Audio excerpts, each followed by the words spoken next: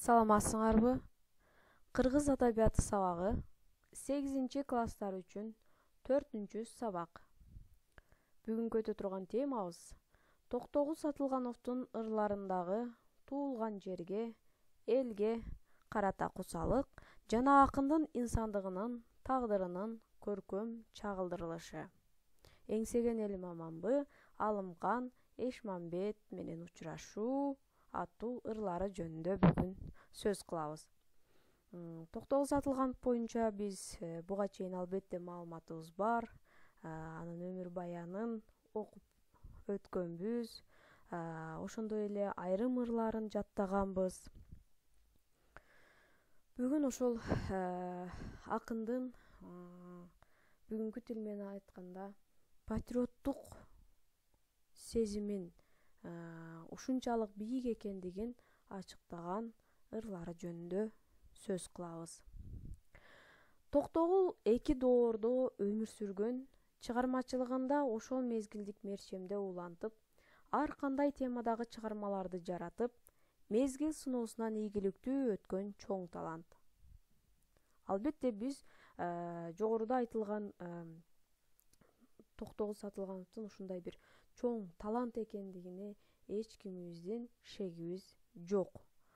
Токтогулдун чыгармачылыгын изилдеген адабиятчылардын пикири боюнча, акындын жалпы чыгармачылыгын 2 доорго 4 мезгилге бөлүп карашат.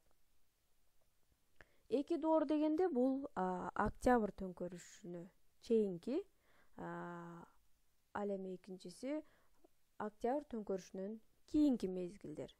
Ал эми 4 мезгили төмөнкү акындын чыгармачылыгынын алгачкы мезгили, айдоого чейинки мезгил, бул Сибирге айдалганга чейинки мезгил, сүргүндө жүргөндөгү чыгармачылыгы, элине келгендеги жана октябрь төңкөрүшүнөн кийинки мезгилдерди камтыйт экен.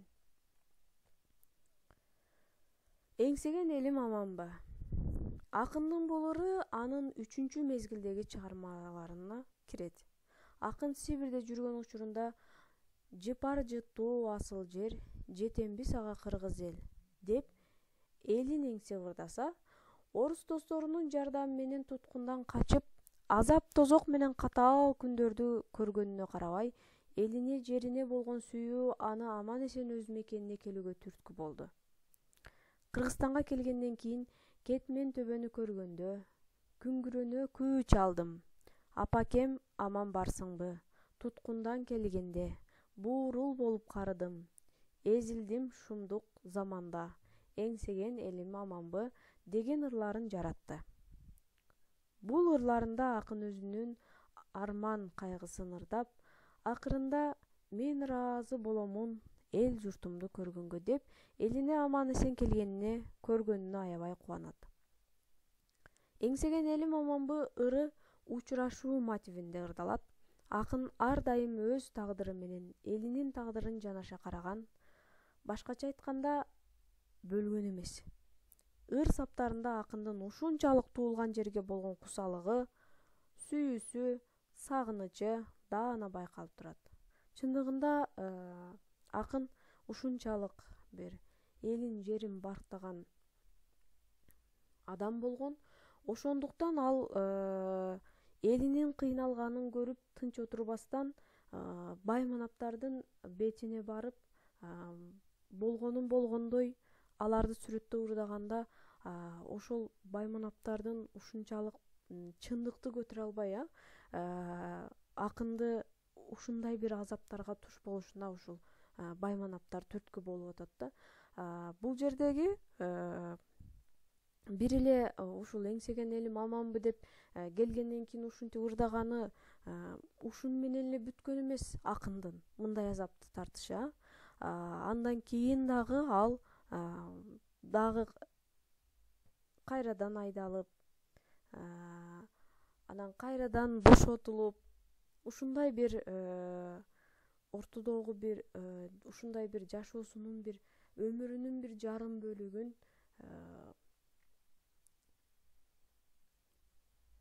куугунтук менен өткөргөн акын катары билсек болот.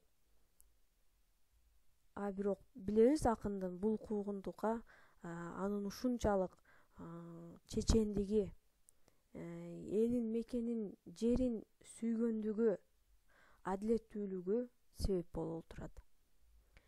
Эңсеген элим аманбы ырынан үзүндү окуйлам. Малай болуп жалданып ыйлагандар аманбы? Кара оокатка жандарын кыйнагандар аманбы? Жан тынымын дүйнөдө кылбагандар аманбы? Коюн багып байлардын кул болгондор аманбы? Көк келтекке жыгылып кыйрагандар аманбы? Бул жерде дагы байкасаңар, ушул ырларын биз учурашуу мотивинде деп айттык. Демек, ошол эл менен учурашып аткан учуру. Деп эзилген зомбулуктан зарлаган элдин абалын сурап, андан кийин өз баласынын өлүмүн да кошуурдап өтөт. Аскасы бийик табандын, азабын тарттым замандын, айнектей көзүн көрбөдүм, аркамда жалгыз баламдын. Ошондой эле бул кайгы акындын алдан тайдырып муунун бошотконунда кошумчалап айтып кетет.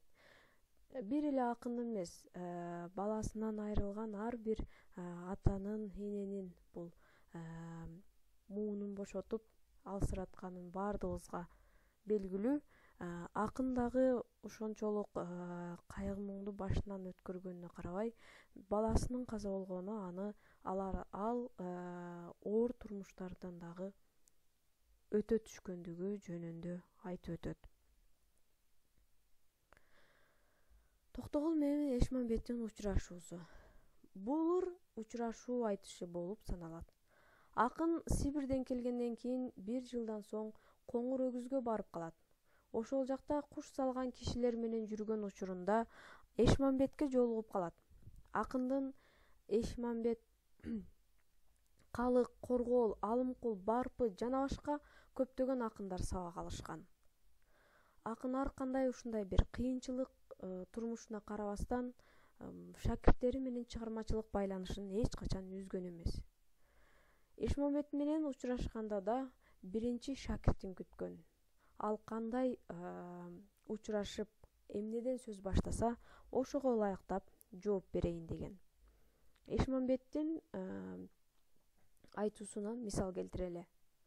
Аргыма оозун кергенбейм, аябай Кудай бергенбейм, айдалып кеткен Сибирге акын током келгенбейм, акындыгы кыргызга маалым током келгенбейм деп сөз арасында балаңды аман көрдүң, жактырып алган жарыңды кучагыңа кыстың деген саптарды кошуп, устатынын үй бүлөсүнөн кабар албагандыгын кокустуктан ачыктап алат. Чындыгында Эшмамбет Токтогул Сатылгановдун баласынын каза болгондугун, аялын ошол айылдагы же болбосо ошол жердеги байлар башка бирөөгө зордоп бергендиги жөнүндө маалыматы такыр жок болчу. Анда Токтогулдун жообун угалы. Амансыңбы карагым, азыраак айткан сөзүңө. Алсырап кетип барамын, эч кабарын албапсың, имерилип барбапсың, өлгөндө турпак салбапсың, аркамда жалгыз баламды. Калк угар кызыл телимде, кадырымды сураган кара жаак инимбе. Мына ушинтип Токтогул Сатылганов жообун берип жатат. Суроо жооп иретинде жүргөн айтыш кыйла узакка созулган. Экөөнүн айтышы элет арасына тез тарап, көпчүлүктүн жактырган чыгармаларынан болуп калат. Эки акын кайсы жерге, кайсы элге барбасын, эл ушул учурашуусун көп суранышып, угушкан. Албетте, анын ичиндеги залим хандардын, байлардын кылган кылыктарынан азап тарткан эл жөнүндө кеңири баяндаганы менен өзгөчөлөнөт. Аны уккан сайын угармандар залимдерге каргыш айтып, тилдеп, кээде кайгырып, муңкана угушкан. Чындыгында бул Эшмамбет менен учурашуу айтышуулары варианты көбүрөөк, анткени кайсыл гана жерге барбасын төмөндө сөз кылып кеттик. Ушул учурашууларын же болбосо ушул айтышууларын эл суранган, билебиз. ал учурдагы же болбосо биздин төкмө акындарыбыз эч качан жазган эмес. Демек, кайсыл жерге барганда сураса, алар ички маңызын бузбастан, бирок сөздөрүн айырмалап кошушу мүмкүн. Бирок эч кандай башка варианттарында өзгөчөлүк жок. Бул ырын Калык Акиев жыйнап тапшырган, ал жалпысынан 991 саптан турган делет. Ал эми кийинки ыры бул Алымкан. Атка салган дилдейсиң, ачылган кызыл гүлдөйсүң. Бир күн оору, бир күн соо, Алымкан азабың тарсам билбейсиң. Бетегелүү майданым, пейли жакшы жайдарым, көлөкөлүү майданым, көөнү жакшы жайдарым. Бу кардын тоосу бурулуп учат улуу куш. Бурулуп мага келекет, Алымкан муңдууга салбай кыйын иш. Алымкан улуу акын Токтогулдун эл арасында кеңири тараган чыгармаларынын бири. Акын сүйгөн кызы Алымканга жүрөгүндө жакшы көргөн нерселердин баарын таандык кылып, өтө жылуу сезим менен сүрөттөгөн.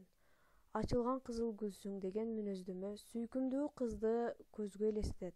Ошондой эле көрккө көрк кошкон дилдеге, аптапта жанды сергиткен көлөкөлүү майданга салыштырат.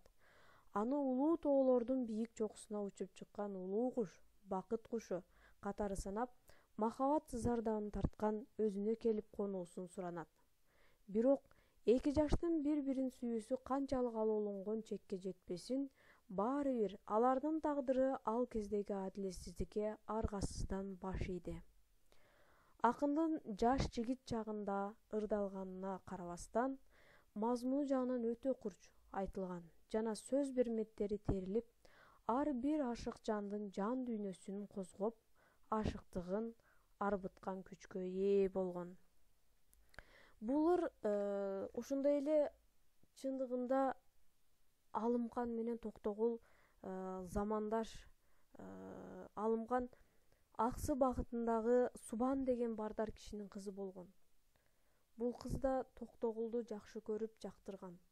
Бирок Алымкандын атасы бай адам болгондуктан өзүнө Токтогулду тең көрбөй, аны кедей адам катары көрүп,